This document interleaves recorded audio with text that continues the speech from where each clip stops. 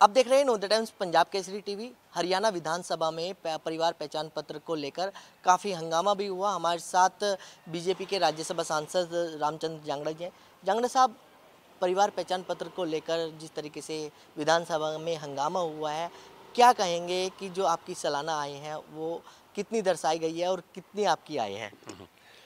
देखिए, मैं तो सालाना जो मेरी आय है उसको बाकायदा रिकॉर्ड के ऊपर बताता हूँ सरकार को, और उसका इनकम टैक्स भी पे करता हूँ।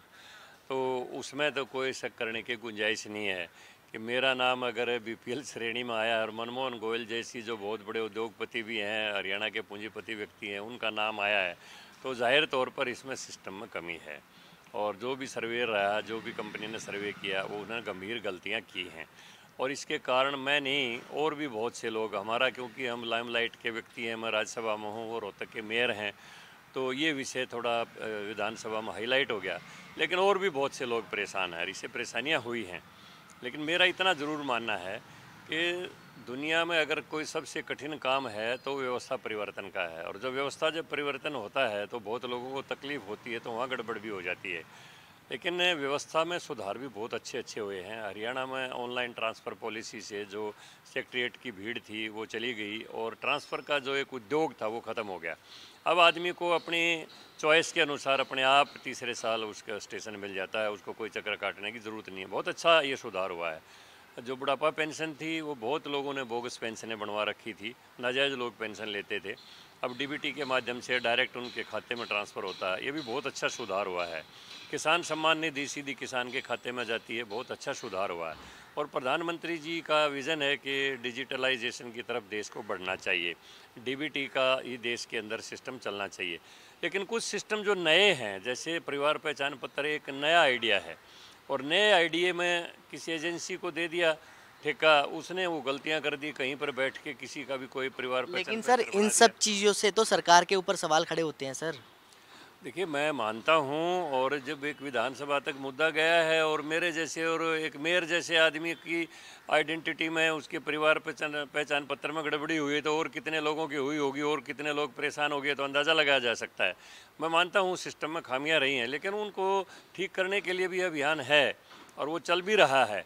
इस बीच जनता को परेशानी है वो वाजिब है, लेकिन विपक्ष है, ये स्वस्थ लोकतंत्र है, उन्होंने हमारा मुद्दा उठाया तो सरकार का ध्यान चला गया इसकी तरफ कि भाई जो राज्यसभा के सांसद और मेयर का भी अगर पहचान पत्र गलत हो सकता है, तो और जनता का कितना होगा। तो निश्चित तौर पर ये एक लोकतंत्र की स्वस्थ परंपरा है, विपक्ष को ऐसे मुद्दे ध्यान में ले आने चाहिए, इसमें कोई बुराई भी नहीं है। और जब गलतियां ध्यान में आएंगी तो भी उसका सुधार होगा। ये स्वस्थ लोकतंत्र की पहचान है, हम इसमें कोई बुरा नहीं मानते। कांग्रेस ने जो किया है तो उन्होंने खामियां थी तो किया है, वैसे तो कोई करता नहीं। तो लेकिन इसकी सुधार होगा इसमें।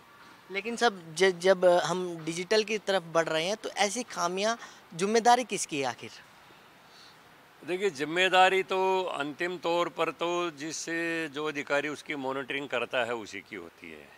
अब और प्राथमिक जिम्मेदारी हम किसी को कहें कि भाई फलान एजेंसी को ठेका दिया था, उसने गलती कर दी, तो उसके ऊपर भी तो हमने अपना ध्यान रखना चाहिए था, वो कंपनी कहाँ बैठ के क्या कर रही है।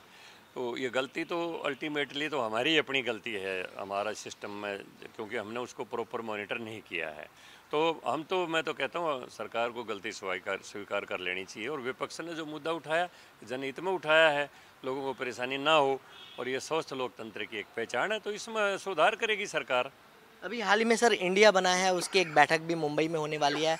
उसमें कहा जा रहा है कि आईएनएलडी को भी जो है वो बुलाया जा सकता है। कैसे देख रहे हैं आप इसको? देखिए, हरियाणा में आईएनएलडी जो है वो बीते समय की बात हो चुकी है। एकमात्र विधायक हैं सरसा से, उनके चौधरी ओम प्रकाश चौटाला के छोटे बेटे जो हैं वो एकमात्र विधायक हैं। अन्य पूरे प्रदेश में कोई उनका कोई विधायक नहीं है, कोई संगठन नहीं है। और जो 1999-98 से लेके और 2005 तक का जो कुशासन हरियाणा प्रदेश ने ओम प्रकाश चौटाला जी का देखा है, उससे लोग अच्छी तरह से जानते हैं कि किस तरह से अंधाधुंध संपत्तियां बटोरी गई, अंधाधुंध बिना किसी कानून के नियुक्तियां दी गई, अंधाधुंध इस प्रदेश के अंदर गुंडा तंत्र चलाया गया। ये सारी चीज़ें पब्लिक के सामने है। हरियाणा में कोई जनाधार नहीं है इनेलो का। अब वो इंडिया गठबंधन में चले जाएं और किसी कहीं इंटरनेशनल गठबंधन में चले जाएं, बीजेपी को कोई फर्क नहीं पड़ने वाला इन बातों से। प्रधानमंत्री नरेंद्र मोदी जी की लोकप्रियता का आज देश में क्या विश्व में कोई लीडर कोई मुकाबला नहीं कर सकता। निश्चित तौर पर 2024 की सरकार तीसरी बार मोदी जी के नेतृत्व में बनेगी और राज्यों में भी जो है ना डबल इंजन की सरकारें बनेंगी। हम पूरी तरह से आश्वस्त हैं प्रधानमंत्री जी के जो विज़न जो उन्होंने दिया है पूरे देश को, जो इज्जत जो पूरी दुनिया में दिलवाई है, इससे हम पूरी तरह से आश्वस्त हैं। तो बिल्कुल ये थे राज्यसभा सांसद रामचंद्र जांगड़ा, जिन्होंने नवोदय टाइम्स पंजाब केसरी के साथ खास बातचीत की। दिल्ली से कमल कुमार कंसल, नवोदय टाइम्स पंजाब केसरी टीवी। हमसे जुड़े रहने के लिए हमारे YouTube चैनल को सब्सक्राइब करें और नई वीडियो की नोटिफिकेशन के लिए बेल आइकॉन को दबाएं। अगर आप ये वीडियो Facebook पर देख रहे हैं तो लाइक जरूर करें और ज्यादा से ज्यादा शेयर करें। धन्यवाद।